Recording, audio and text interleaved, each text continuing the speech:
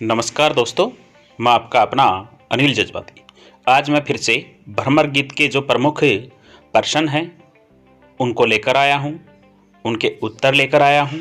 तो देखिएगा, सूरदास जी का जन्म कब हुआ, वह कहाँ हुआ?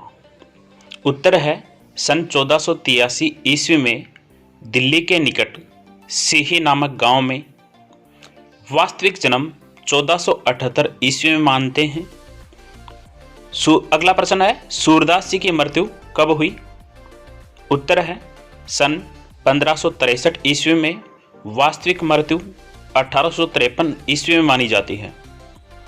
अगला प्रश्न है दोस्तों, रुनकता कहाँ स्थित है? उत्तर है आगरा में। अगला प्रश्न देखिएगा, सूरदास जी की भेंट महाप्रभु वल्लभाचार्य से कहाँ हुई? उत्तर है रुनकता, आगरा के गऊ घाट पर हुई। अगला प्रश्न देखिएगा, सूरदास जी को वल्लभ संप्रदाय में दीक्षित किसने किया? उत्तर है महाप्रभु वल्लभाचार्य ने। अगला प्रश्न देखिएगा, सूरदास जी के पद किस भाषा में रचित हैं? उत्तर है ब्रज भाषा में रचित हैं। अगला प्रश्न देखिएगा, सूरदास जी किस रस में कविता लिखते थे? उत्तर है भक्ति रस, श्रृंगार रस व वात्सल्य रस में वे कविता लिखते थे। अगला प्रश्न देखिएगा, सूरदास जी की प्रमुख 3 रचनाएं कौन सी हैं? उत्तर है सूरसागर, सुरसरावली, साहित्य लहरी। अगला प्रश्न देखिएगा, सूरदास जी की अक्षय कीर्ति का आधार ग्रंथ कौन सा है? सूरसागर है। देखिएगा, नागरी प्रचारणी सभा ने इनके 16 ग्रंथ माने हैं। अष्टसाप के शीर्ष कवि कौन हैं? उत्तर है सूरदास जी। अगला प्रश्न देखिए, कृष्ण के लोकरंजक रूप को काव्य का आधार बनाकर सूरदास जी ने किन की गान की परंपरा को आगे बढ़ाया? उत्तर है जयदेव और विद्यापीठ की गान परंपरा। अगला प्रश्न देखिएगा, गोपियों ने श्री कृष्ण को किसके सम्मान बताया है? उत्तर है हारिल की लकड़ी के सम्मान बताया है। अगला प्रश्न देखिए दोस्तों, गोपियों ने श्री कृष्ण को हारिल पक्षी की तरह किन तत्वों से पकड़ रखा है? उत्तर है मन, वचन, कर्म, हृदय से दृढ़ संकल्प कर पकड़ रखा है। अब आगे देखिए, अगला प्रश्न देखिए, उद्धव द्वारा गोपियों को दिया गया योग संदेश किसके सम्मान लगता है? उत्तर है ककड़ी की तरह। अगला प्रश्न देखिए, गोपियों ने उद्धव को योग संदेश कैसे व्यक्तियों को देने की सलाह दी है? उत्तर है जिनके मन चक्री हैं, अर्थात जिनके मन भ्रमित हैं। अगला प्रश्न देखिए, हमारे हारिल की लकड़ी के माध्यम से गोपियां उद्धव को क्या समझाती हैं? उत्तर है कि जिस प्रकार हारिल पक्षी अपने पंजों में लकड़ी को पकड़ने पर नहीं छोड़ता, उसी प्रकार गोपियों ने श्री कृष्ण को मन, वचन, कर्म, हृदय से पकड़ रखा है। अगला प्रश्न देखिए दोस्तों, जागत सोवत सपने सोतुक कान्हे कान्हे जकरी, सुनते ही जोग लगत ऐसो अली, ज्यों करई ककरी। पद्यांश किस प्रसंग से लिया गया है? उत्तर है भ्रमर गीत से। अगला प्रश्न देखिएगा, सुनते ही जोग लगत ऐसो अली, ज्यों करई ककरी में अली किसे बताया गया है? उत्तर है उद्धव को। अगला प्रश्न, हम तो दो भांति फल पायो में गोपियों ने दोनों तरह का फल कैसे पाया है? उत्तर देखिए, श्री कृष्ण मिले तो अच्छा है, और यदि नहीं मिले तो ये समझेंगे कि संसार में उनका यश गान किया है। अगला प्रश्न देखिएगा, निगम ध्यान मुनि ज्ञान अगोचर ते भय घोष निवासी के माध्यम से गोपियां उद्धव से क्या कहती हैं? उत्तर है कि जिनका बखान धर्म ग्रंथ और ऋषि मुनि भी नहीं कर पाए हैं, वे श्री कृष्ण गोकुल में अहिरों की बस्ती में निवासी बने, हमें उनका सानिध्य प्राप्त हो। अगला प्रश्न देखिएगा, जो श्री कृष्ण की भक्ति छोड़ अन्य किसी देव का ध्यान करता है, उसकी माता को गोपियों ने किसके सम्मान बताया है? उत्तर है क्षार अर्थात राग के सम्मान। अगला प्रश्न देखिएगा, ता ऊपर अब साच कहो, धो मुक्ति कौन की दासी में गोपियां उद्धव से क्या कहती हैं? गोपियां उद्धव से कहती हैं कि श्री कृष्ण के सानिध्य के बाद तो मोक्ष भी हमें तुच्छ लगता है। सुनते ही जोग लगत ऐसो अली, जूं करई ककरी में प्रयुक्त अलंकार कौन सा है? उत्तर है उपमा अलंकार। अगला देखिए, कह बे कमला के स्वामी संग मिली बैठी एक पाती का आशय है। इसमें गोपियां उद्धव को बताती हैं कि जो लक्ष्मी जी के स्वामी हैं, वे हमें अहिरों की वर्णहीन बालाओं के साथ एक पंक्ति में बैठते थे या दासी कुब्जा के साथ एक पंक्ति में बैठे हैं।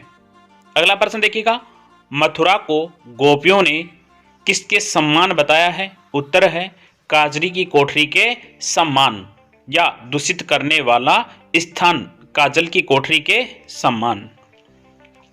अगला प्रश्न देखिए, गोपियों ने मथुरा के किन किन को काला बताया है? उत्तर है उद्धव को, अक्रूर को और वहां के भंवरे को अर्थात श्री कृष्ण को।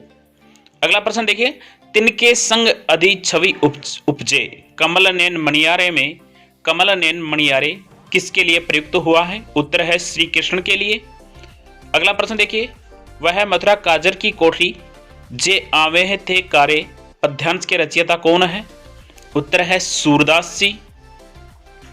अगला प्रश्न देखिएगा, मानो नीलमाठ ते काढ़े जमुना जाए पखारे में प्रयुक्त अलंकार कौन सा है? उत्प्रेक्षा अलंकार। अगला प्रश्न देखिए दोस्तों, मानो नीलमाठ ते काढ़े ले जमुना जाए पखारे ता गुण श्याम भई कालंदी सूर्य श्याम गुण नारे का मूल भाव स्पष्ट कीजिए। देखिएगा कि मथुरा वासियों को नील के मटके से निकालकर यमुना नदी में धोया हो और उससे यमुना का पानी काला हो गया है। अगला प्रश्न देखिए, तागुण श्याम भई कालंदी सूर्य श्याम गुण न्यारे में कौन सा अलंकार है? यमक अलंकार। एक श्याम काली, एक श्याम श्री कृष्ण। गोपियों ने आंखों को किसके दर्शन की भूखी बताया है? उत्तर है श्री कृष्ण के दर्शन की भूखी। अब आगे देखिए, कैसे रहे रूप राशि, ये बतियां सुनी रूखी का भावार्थ स्पष्ट कीजिए। कि गोपियां श्री कृष्ण के रूप में आनंद में रुचि हुई हैं और श्री कृष्ण बिना सारी बातें रूखी लगती हैं। अगला प्रश्न, किसका मार्ग जोते हुए गोपियों की आंखें नहीं झुकी? उत्तर है श्री कृष्ण का। अगला प्रश्न देखिए, उद्धव के द्वारा दिए गए जोग के संदेश का गोपियों पर क्या प्रभाव पड़ा?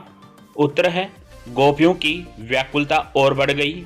अगला प्रश्न देखिए, गोपियां उद्धव से श्री कृष्ण का कैसा मुख दोबारा देखने को कहती हैं? उत्तर है जब वे पत्तों के दोनों में दूध पीते थे और उनका मुख सन जाता था।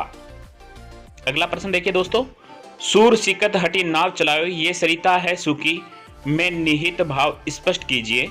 उत्तर है गोपियां उद्धव से कहती हैं आप व्यर्थ ही रेत पर नाव चला रहे हैं, ये सरिता तो सूखी है, अर्थात हम पर तुम्हारे जोग संदेश का कोई प्रभाव नहीं होगा।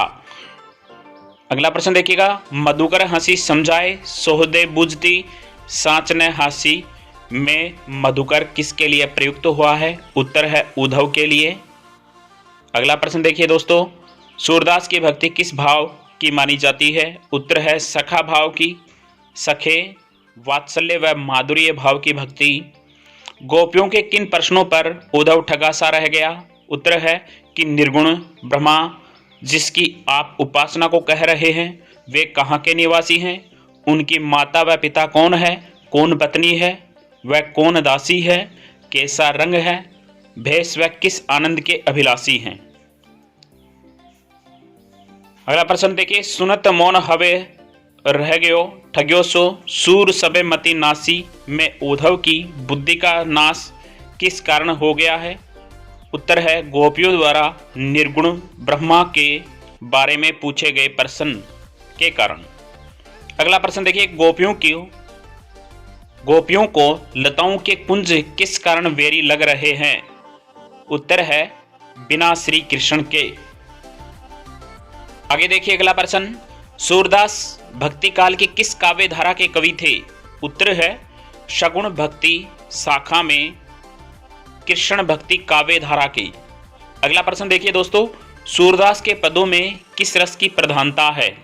उत्तर है सूरदास के बाल लीला संबंधी पदों में वात्सल्य रस की तथा अन्य पदों में श्रृंगार रस की प्रधानता है।